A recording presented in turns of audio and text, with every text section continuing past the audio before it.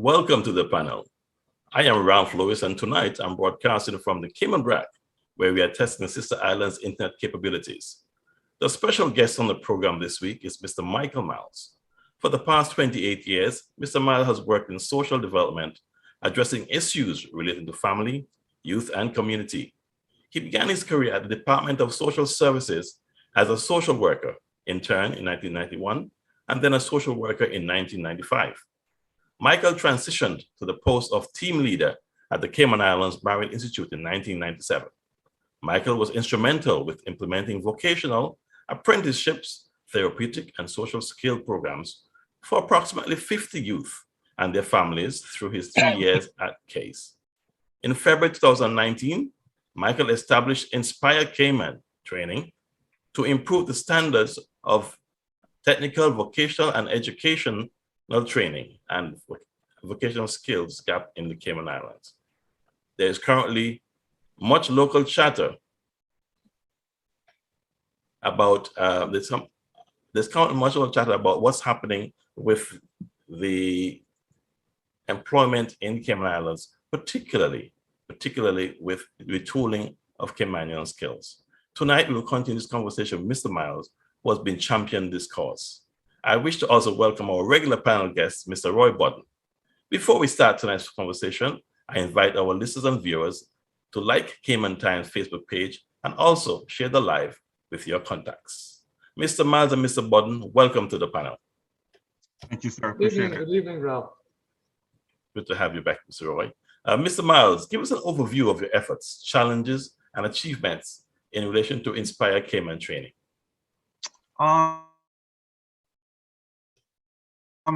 Inspire Cayman training was born in early 2019.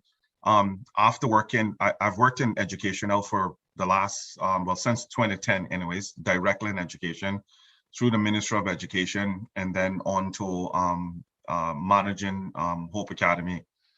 And, the goal has always been, how do we serve Caymanians better in the education capacity? How do we ensure that Caymanians are more competitive? The challenges that we face is that we have never diversified learning. We have always sponsored or funded learning all to be traditional. And because of that, we have so many hundreds and certainly thousands in the past that have left school that have not been prepared. So the goal that I have taken on is how do we get young people, our people, prepared faster? How do we get them prepared from high school? Because the rest of the world, this is what they're doing. One of the things that the government has really helped me with is that they've given me a phenomenal experience by sending me all over the world. I've traveled to a lot of phenomenal places, talked to a lot of wonderful people who have shown me what their countries are doing when it comes to educating young people and educating, people that are transitioning from one job to another. And the goal has always been is that learning should be diversified. Not everybody is going to be, if I got $1 for every time I hear someone say that not everybody's going to be a lawyer or a doctor, I'd be wealthy, right? But we don't live that. This long-term education system that we have, we've not diversified it. So I consistently hear about, we need lifelong learners. A lot of educators have told me we need lifelong learners, but we don't really provide that. So that's what I am doing. I am providing a holistic education learning experience for people who are not traditional learners, right? And Inspire has now evolved into numbers of things because of COVID. So we are now online. We can now provide people with small, short courses to ensure that their resumes are filled and they have a better opportunity of getting in the door, or at least getting an interview. And we have now diversified into, soft skills training.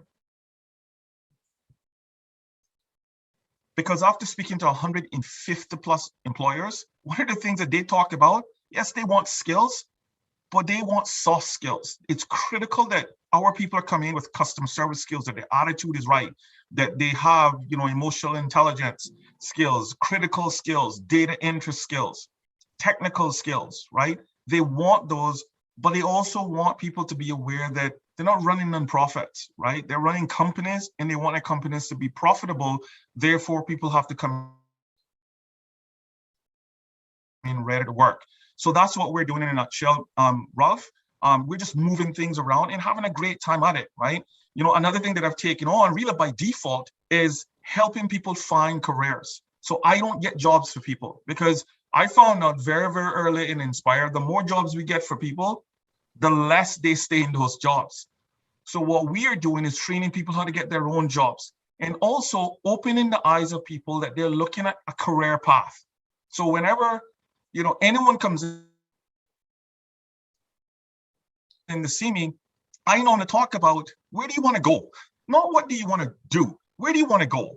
Right? Because what do you want to do can be done in so many different facets. So let's start talking about, where do you want to go and how do we help you get there? What's the plan? So that's what I am doing, is helping people map out a plan of where they want to go. And that's the fun part, is that people have an idea of where they want to go.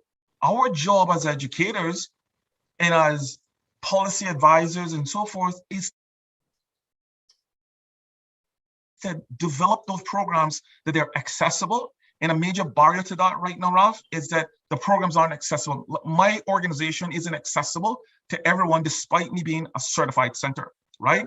And it's unfortunate, but that's what it is. So I've had to pivot, right? Yes. So I've pivoted to, I've had to develop a nonprofit to raise funds to ensure that Caymanians have access to training. So I've pivoted, and COVID has forced me to pivot based on that. And that's the phenomenal part about it, is that we can take Inspire, and I can put Inspire anywhere in this country, because we do not have to be restricted to one space. We can put it in a town hall, right? I need an instructor, I need, tools, and I need a space. That's it. And learning can take place. It doesn't have to be at UCCI or ICCI. It could be in someone's backyard. And as long as we have enthusiastic people that want to learn, we can teach it, right? Because all of the programs are standardized now, and we can, and all we're doing is just making it as fun as we possibly can. So in a nutshell, that's what we're doing, and that's what I've loved doing for the last couple of years. Well, thank you very much, Michael, and we'll be inspiring our listeners and viewers tonight. We've been talking about education and retooling our Caymanians for the workforce, and I think this conversation tonight is so timely. We have some time to go still, so Roy is going to come right in here. He's also passionate, as you know. Roy was the former president of the UCCI, and so it's right up his alley, and he actually called out the governments and said he's putting them on notice that if they don't do what they should be doing, that he's going to be talking about it right on this show and other shows. So we're going to let Roy come in now, and Roy's going to talk about a couple of things and have you discuss some of those same things with him. Roy. Yeah, well, I've been following Michael's trajectory, and he's filling a very important need. I certainly hope he gets the support. I was pleased to hear him say that he got $50,000 for scholarships, because that's what our people need. I read daily the comments of these people who come in and poke fun at us and say we can't learn, we can't do certain things, just because they want to ensure their positions, want to ensure that when their work permit comes up, it will be renewed. Caymanians can do a lot of things. Yep. We just need the opportunity. And so technical and vocational education, and as Michael said, soft skills, all these things go hand in hand. So it's great that we have a provider now who is able to deliver these things. What we have to do is ensure that we have a steady stream of Caymanians coming forward to embrace these opportunities.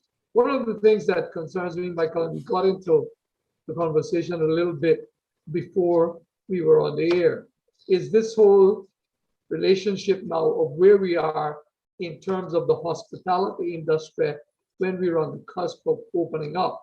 Now, I am disappointed because I thought that during what I call the interregnum, all the time that we were locked down, the authorities, both in the public sector and the private sector, would have taken advantage to prepare people for the hospitality industry whenever we opened up, so that we would not have been in this quandary now where we had to again get every single work permit for every position. I understand that we may not have enough Caymanians to fill every position, but there is no reason to say that we couldn't have Caymanians filling at least a couple hundred of those positions. Now Yes. I see the Mr. Langevin, the head of CETA, saying we're waiting on work permits. He was on the show, he was on the panel, and you can ask the producer. I said to him, sir, where is the training? I'm disappointed I didn't see any training. And then talking to you, Michael, I understand the old game. They're looking to the CETA is looking to the government is looking to CETA, but nobody is coming together to say, here is what we need to do. They should have taken advantage of your organization, Inspire, and said, look, we have a contract with Michael Miles to train all these people, all the frontline people. We should have had 200 or 300 ready, rearing, and waiting to go. And I knew that, I said to him, I hope it doesn't come down to the same old story where Caymanians are frozen out because of work permit holders.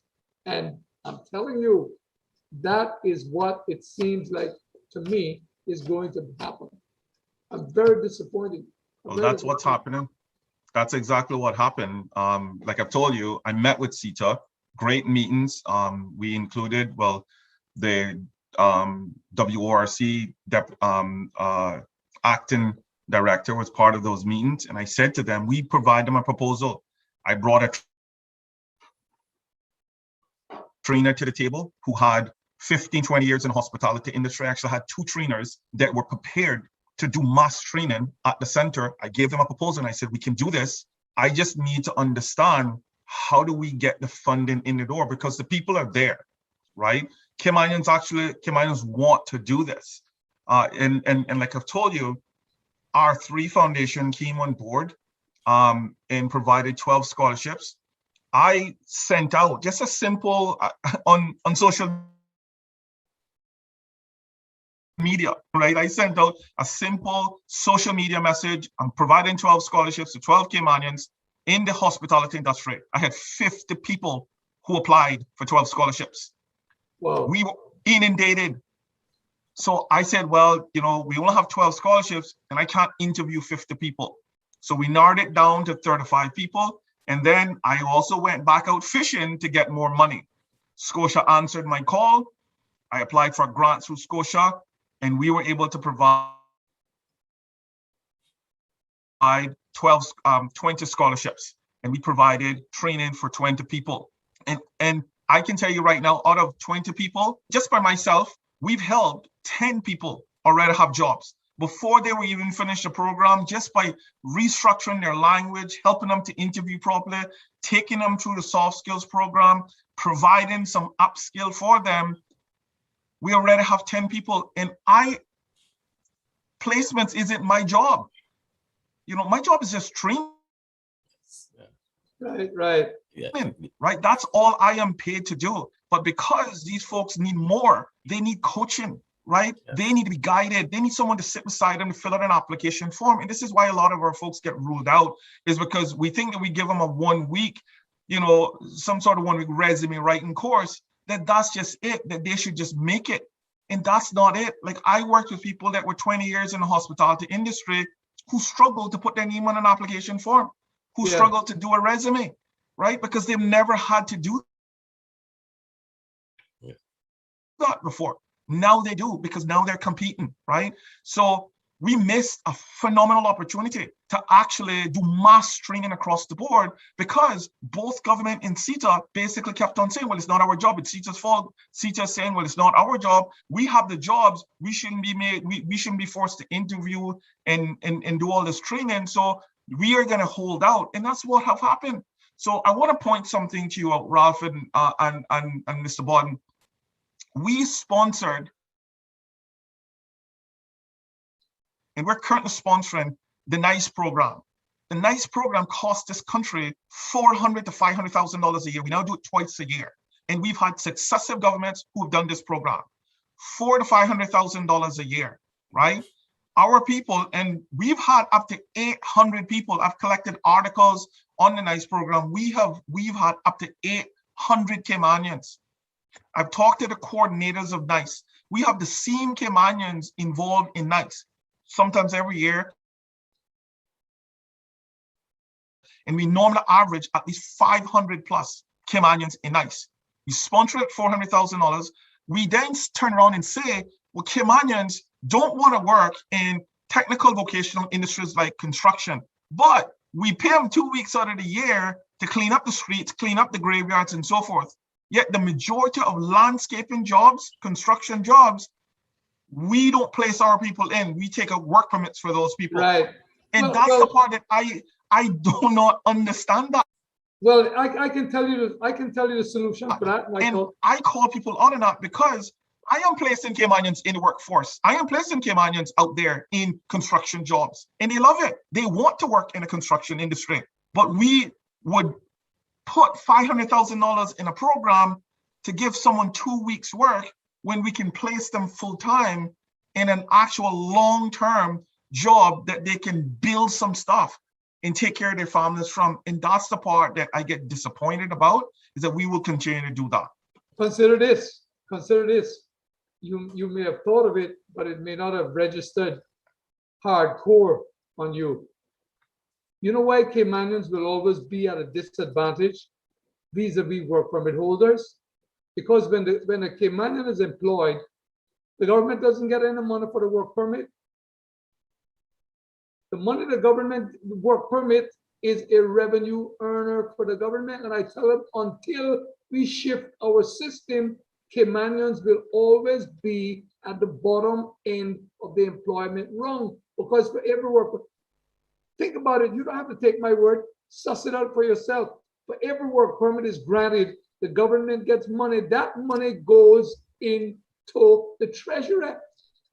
The government doesn't get that money for every Caymanian that's employed, and the government is so short. Governments have been so short-sighted that they cannot see for every employed Caymanian, the lines at the NAU are less, the lines at the social services are less, the inmates in Northward will be reduced. They can't see that, but they're going, they're sacrificing the long-term objectives. I absolutely agree with you. They're sacrificing the long-term objectives for the short-term promise of a false success. So they bring all these people in to do landscaping, as you've said, because they're getting money for the work permits, and they're putting that into the coffers. Right, but it's not going in the coffers, right? We are now, like what we're doing is creating a welfare system, right? That's for right. the last 10 years, we've averaged, because I've looked at the budgets as well. I've looked at the government budget. And he was averaging about $60 million a year of just giving out funds to take care of our people who can't get a job or who can't afford their rent or their light bills and so forth. So the government isn't collecting that money and keeping that money and spending it on things that we should be spending it on, like education and mental health care and all of those sort of phenomenal things that we should be spending that money on. What we are doing is catering to welfare recipients who we should be removing from welfare and placing in full-time jobs. We should be reskilling and retooling those people, and they can do this, right? This stuff isn't rocket science. I've been, like I've told you, I've traveled all over the world now. I've spoke to loads of people all around the Caribbean. What they're doing is reskilling and retooling their people because they see that they cannot buy their way out of prison, right? There are people that ending up in a prison system, and prison is expensive. I know. Right? I know. So Yes, why and not gentlemen, invest better? yes. If I can just jump in here, and the topic is such an emotive topic, and I hear the passion in your voices, and I'm passionate about it too. A slippery slope, and there's no future if this problem can't be fixed. If you keep pushing it under the rug, it will come back to haunt us. You cannot sideline your people. You know, if you want to come and live and work here, you have to accept that we have people here who are living here, have to work here. And so we have to find a way to coexist. I believe in training, but in my experience in training and running a bank, I learned many things. And yes, CETA said that they may need a number of permits for trained staff. When you talk about training staff to do jobs from your local workforce, it doesn't happen in 2 weeks or 1 month. It takes time because not only have to train them, they have to work side by side with the one that's working there. Because if I'm running a business, I need experienced people at my counters when I open my 5-star hotel and then welcome my guests spend $1,000 a night. I don't want training officers there on the counter.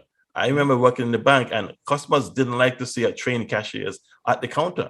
They're coming to the business and they want to see professionals. So therefore, how do you get those people trained up and to take those roles? You have to get them trained and get them working side by side. And I think that there needs to be discussion about how work works, because the role is not for government to be a HR company.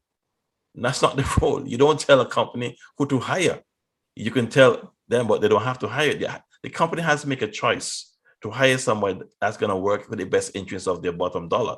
And that's what's important. So we have to provide people and show these companies that, yes, we have trained people, they're experienced. You may want somebody who's been there before, but you have to give them a chance, and there has to be a process. And it doesn't happen in 1 week or 2 weeks. There has to be a process where you are supposed to train someone, give them working experience, have them work side by side, and ensure the person who's training them is the one that's going to give them the right guidance and not try to protect their job.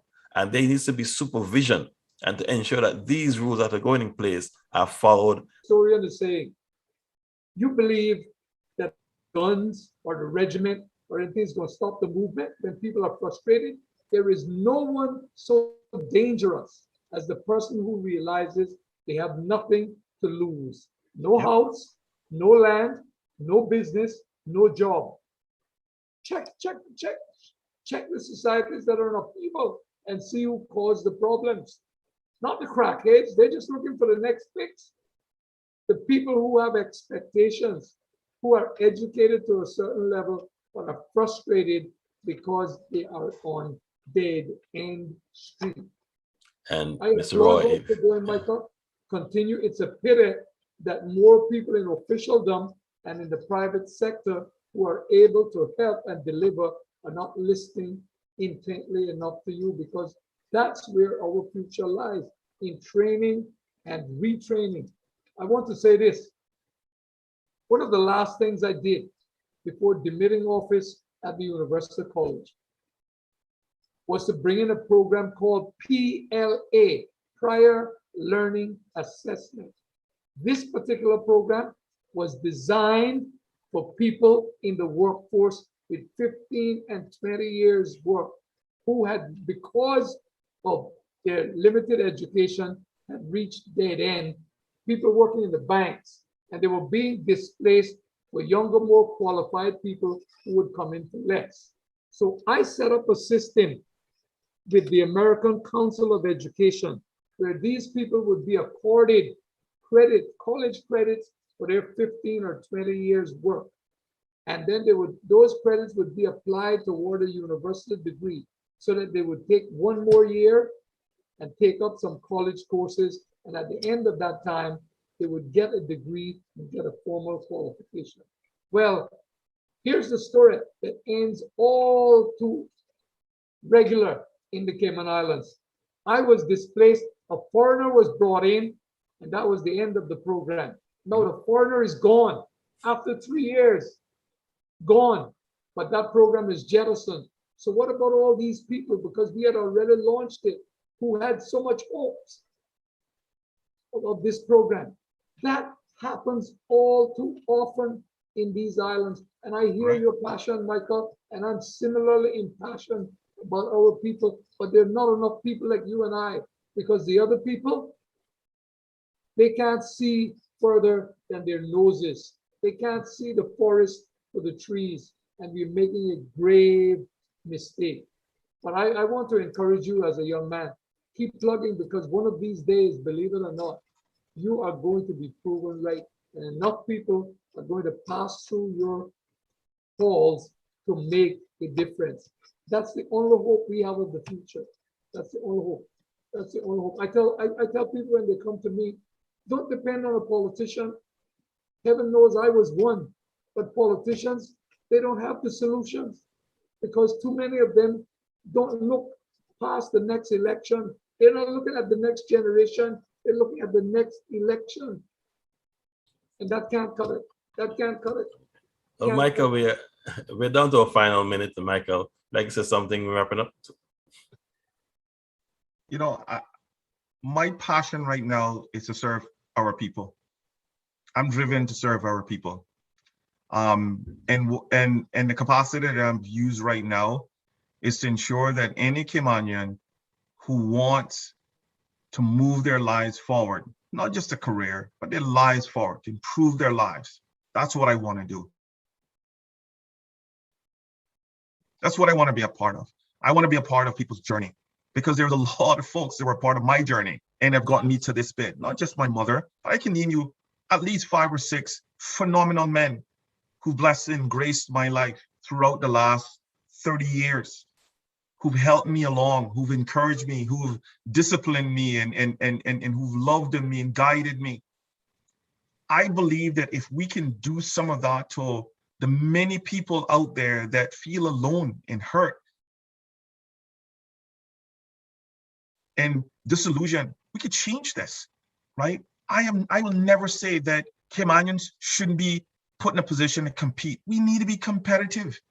We cannot live in this world and be in this bubble. We have to teach our children to be competitive. But we also need a government that's going to step up to the plate and protect us. We also need a government that's going to step up to the plate and ensure that we are challenged in a way where the academic components and the training components are readily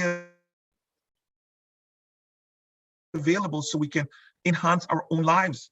Caymanians were never people who took handouts. We were always people who took hand-ups. And that's what I want to do, man. That's what I'm motivated to do. And Ralph, it is the most fun.